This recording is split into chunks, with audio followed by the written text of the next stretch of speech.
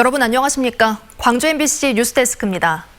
광주시도 거리두기 1.5단계를 2주간 더 연장하기로 했지만 인원 제한을 빼면 영업시간 등 대부분의 제한은 풀었습니다. 대신 방역수칙을 어기면 엄정 대응하기로 했습니다. 보도에 김철원 기자입니다. 광주시가 5인 이상의 사적 모임을 금지한 사회적 거리두기 1.5단계를 2주 더 연장하기로 했습니다.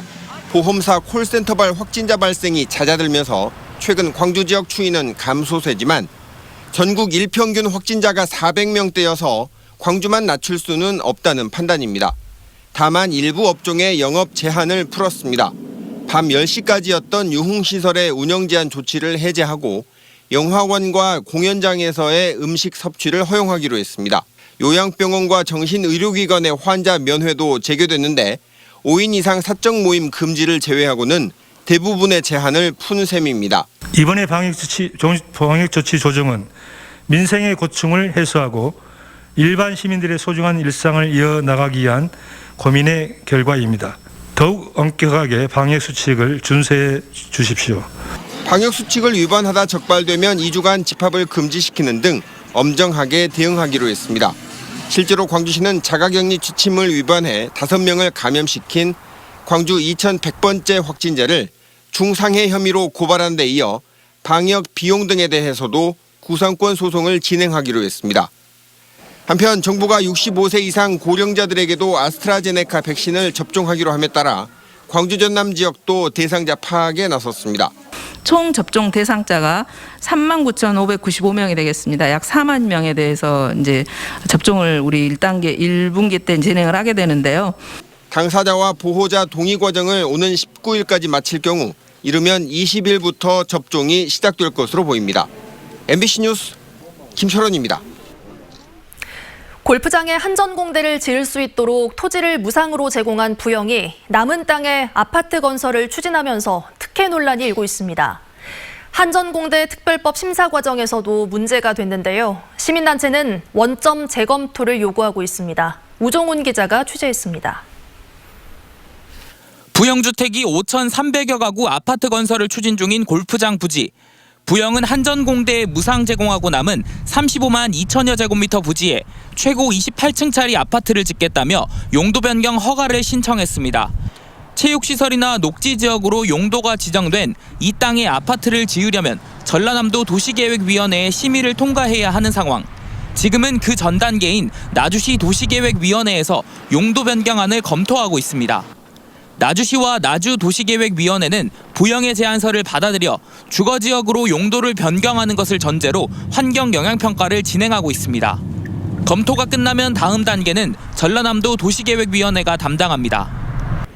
시민단체는 건설업체가 입안한 대로 도시계획위원회에 상정되면 부결 없이 통과돼 결국 건설업자에게 유리한 결과로 이어질 것이라며 반발하고 있습니다.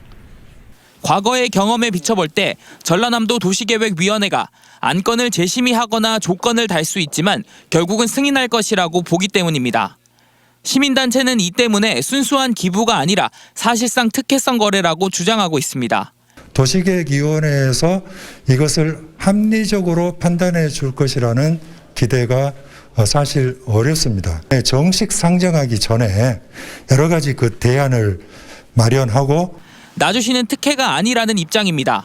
한전공대에 부지를 제공하면 남은 땅을 골프장으로 쓰지 못하는 부영의 상황을 고려해 용도지역 변경을 하기로 한 것이라며 다만 지속적으로 협의해 공원 녹지와 학교 면적을 현행보다 넓혀 공공기여율을 높이겠다는 겁니다. 공공기여율의 이상의 우리는 기여를 받을 계획으로 이렇게 추진하고 있기 때문에 특별한 특혜성이다라고는 보지 않습니다. 나주시는 이번 달에 환경영향평가를 마치고 다음 달엔 주민공청회를 열어 절차를 진행하겠다는 계획인데 특혜 의혹 논란이 국회로까지 번진 상황에서 예정대로 추진될지는 미지수입니다. MBC 뉴스 우종훈입니다. 전라남도가 투기가 의심되는 지역인 무안과 나주, 순천과 광양 등 4개 시군과 합동으로 6월까지 부동산 거래 정밀 조사에 나섭니다. 전라남도는 신축 아파트 공급에 외지인 투기 세력이 가세해 프리미엄이 붙은 지역을 중심으로 조사한 뒤 분양권 전매 제한 위반과 허위 신고 등에 대해 과태료 부과나 고발, 세무서 통보 등의 조치를 취할 예정입니다. 한편 목포시와 여수시는 자체적으로 부동산 실거래 실태에 대한 집중 단속을 진행 중입니다. 산단 노동자들의 수건 사업인 작업복 세탁소가 이르면 이달 말에 문을 엽니다. 작업복 세탁소는 이용섭 광주시장의 선거 공약이기도 했는데요. 공약 무산 위기를 맞기도 했던 작업복 세탁소가 이번엔 세탁비 문제로 시끄럽습니다. 송정근 기자의 보도입니다.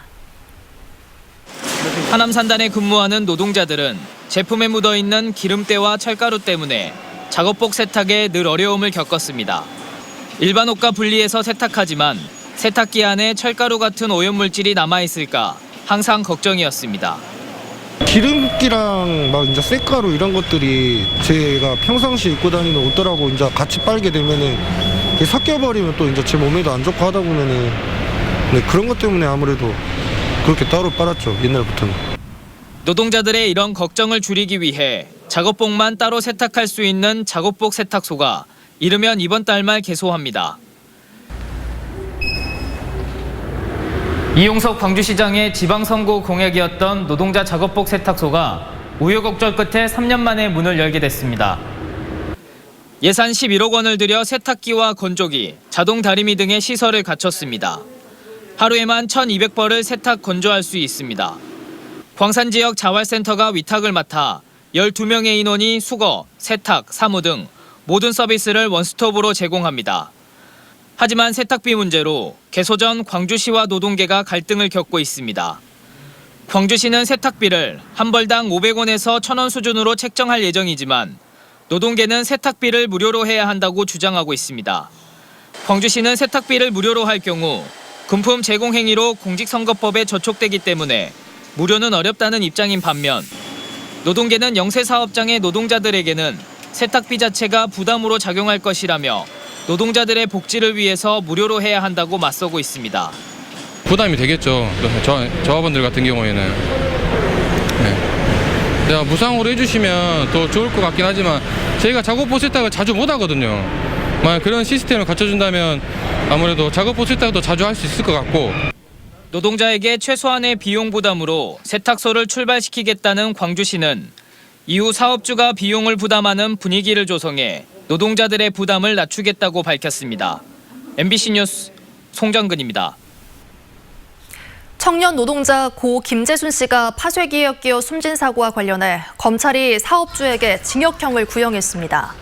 광주지방법원에서 열린 결심 공판에서 검찰은 산업안전보건법 위반 등의 혐의로 기소된 폐기물 처리업체 대표 52살 박모 씨에게는 징역 2년 6개월, 업체에는 벌금 2천만 원을 각각 구형했습니다.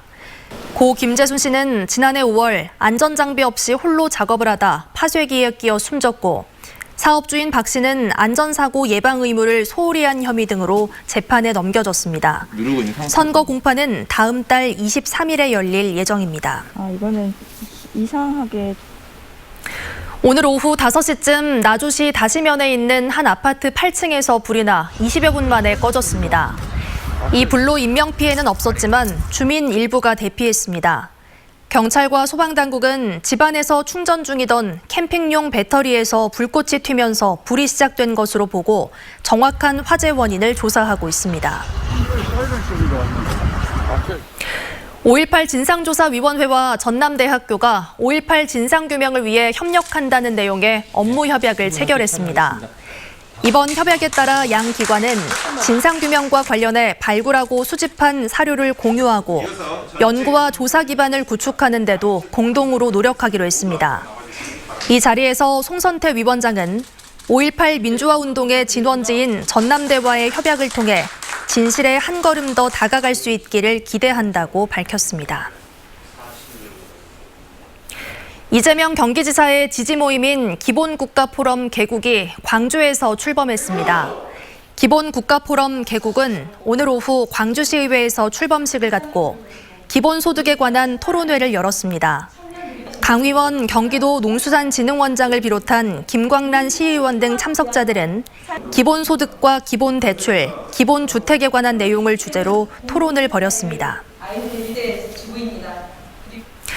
광주시립교향악단의 새 지휘자가 코로나19 확진자와 접촉해 오늘 예정됐던 위촉식이 연기됐습니다.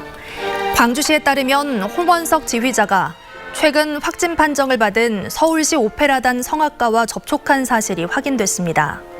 홍 지휘자는 곧바로 진단검사를 받고 음성으로 판정됐지만 오늘 오후 광주시청에서 이용섭 시장에게 위촉장을 받으려던 일정은 연기됐습니다.